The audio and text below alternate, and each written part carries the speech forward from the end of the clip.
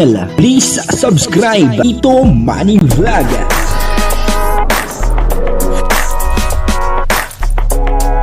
Payagan po si Tito Manny Vlog na mag-reactor para pambiling gamot sa kanya pong karamdaman. Wala man siyang records ng ng awayan. So una daw po etong si Kalingap Dan at pagod na daw po siya at ayaw na.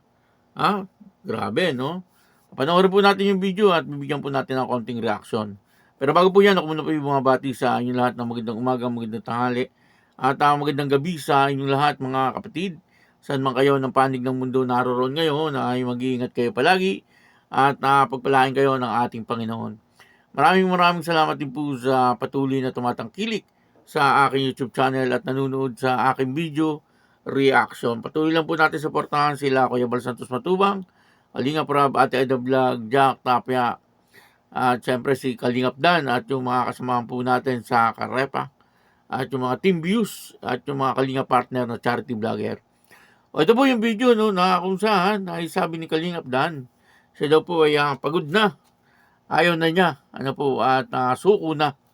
Grabe, ito po yung video. Ang kabuuan po ng video ito ay mga panood po natin sa YouTube channel ni Kalingap Rob.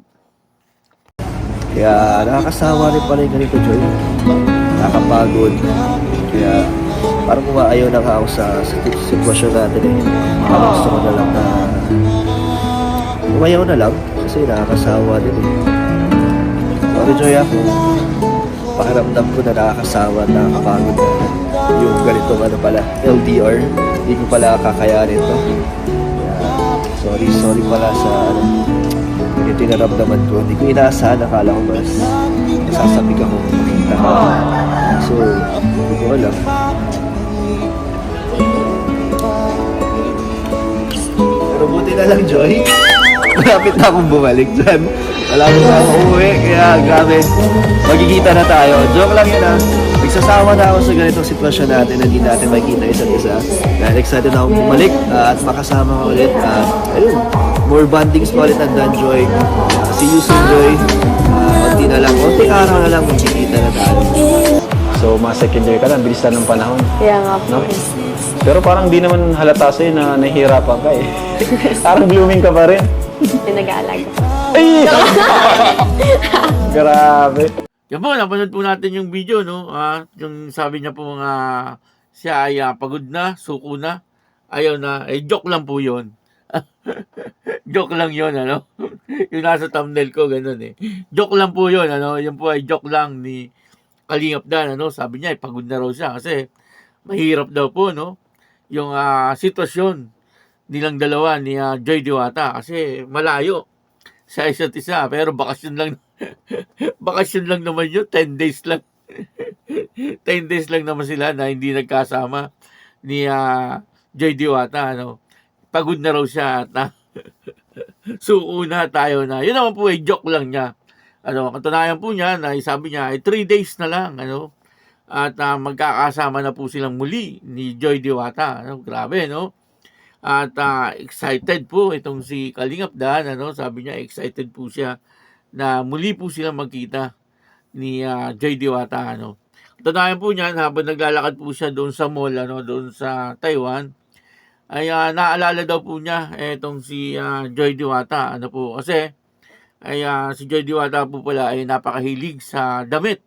Kaya ngayon, naalala nga daw po ni Kalingap Dan, wala naman pong oras na hindi naalala hindi naalala ni Kalingap Dan etong si Joy Diwata. Alam naman po natin lahat na siyempre pagkain ni Love ay laging nasa isip. At siyempre ganun din maaari etong si Joy Diwata. Hihintay-hintay lang siya na tawag ni Kalingap Dan. Siyempre babae. Ayaw po ng babae kasi na sila ang nauuna. Medyo pakipot ng konti, parang gano'n. Ang style po ng mga babae, pero may gusto na pala. Naghihintay lang.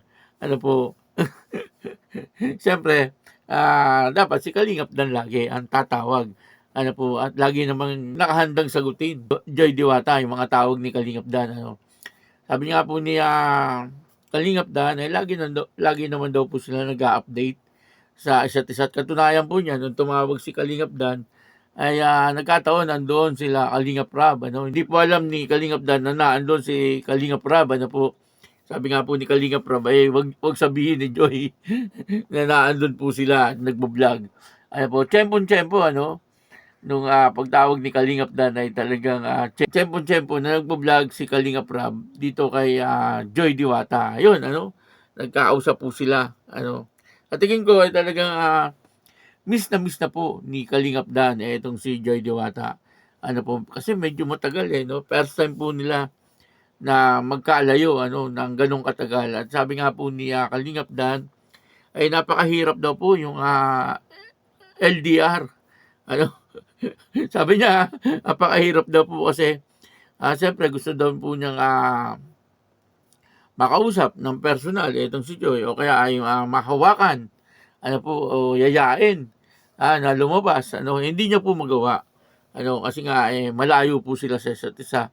Hindi po kasi bayan lang Hindi lang bayan ang pagitan, bansa talaga Medyo malayo po talaga. Kumbaga ay hindi kaagad makakauwi itong si Kalingap Dan upang sa ganon ay bisitahin itong si Joy Diwata. Hindi po kagaya pagka nasa daet siya, anytime pagka gusto niyang bisitahin itong si Joy Diwata, ay magagawa niya po kaagad. Yun po ang kagandahan pagka hindi po sila magkalayo. Sa isang relasyon ay medyo hindi maganda pagka magkalayo talaga. Minsan dyan po nasisira yung isang relasyon pagka magkalayo. Kasi minsan wala nang komunikasyon, hindi na po nagkakausap. Bagamat nagkakausap, konting oras lang. Hindi po katulad nung talagang sila ay magkasama at magkausap man sila, talagang medyo matagal. At pwede pang dalawin or puntahan, ni Kalingap Dan itong si Joy Diwata. Kaya yun, sabi nga po ni Kalingap Dan ay suko na at ayaw na niya at pagod na po siya sa LDR. Ayaw na po niya ng relasyon na malayo. Ang gusto niya po ay malapit. Malapit sila ni Joy Diwata sa isa't isa. Kaya yun, maraming salamat po sa inyong lahat. At ako po si Tito Manny Vlog na nagsasabing God bless you all. Diyos mabalos.